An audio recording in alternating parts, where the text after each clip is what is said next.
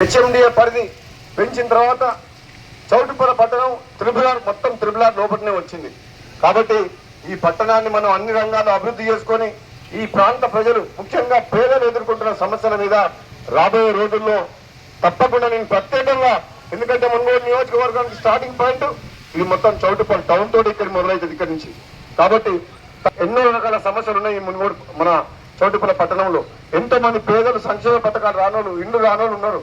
కాబట్టి తప్పకుండా అందరు కూడా మాటిస్తున్నా, రాబోయే ఎన్నికల్లో 11వ తారీఖు నాడు ఎన్నికల్లో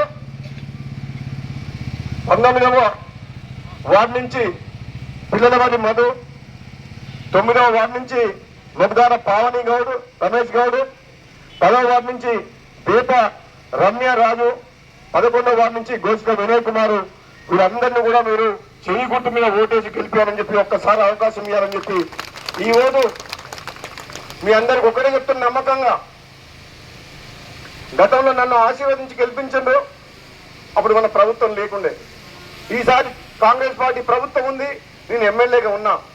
మున్సిపల్ ఎన్నికలు ఆలస్యమైనాయి, కనీసం ఇప్పుడు మున్సిపాలిటీలో మన చైర్మన్ మన కౌన్సిలర్లు ఉంటే నేను ఎమ్మెల్యేగా ఉన్నా కాబట్టి మన ప్రభుత్వం ఉంది కాబట్టి మీ సమస్యలు పరిష్కరించుకోవాలంటే ఇది మంచి సమయం.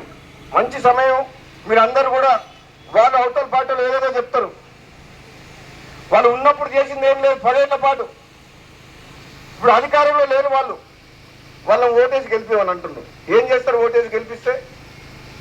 అభివృద్ధి చేయలేరు, ఒక పెన్షన్ ఇప్పలేరు, ఒక రేషన్ కార్డు ఇప్పలేరు, ఒక ఇల్లు ఇప్పలేరు. అదేదైనా చేయగలిగితే అది మేము చేయగలుగుతాం. కాబట్టి కాంగ్రెస్ పార్టీ అభ్యర్థుల్ని చెయ్యి గుర్తు మీద ఓటేసి అందరూ కూడా గెలిపించి, ఇక్కడ ఎంతో మంది పేదలు ఉన్నారు, ఎంతో మంది మహిళలు నాతో ఎన్నో సమస్యలు చెప్పుకొని బాధపడుతున్నారు. మీ అందరికీ మాట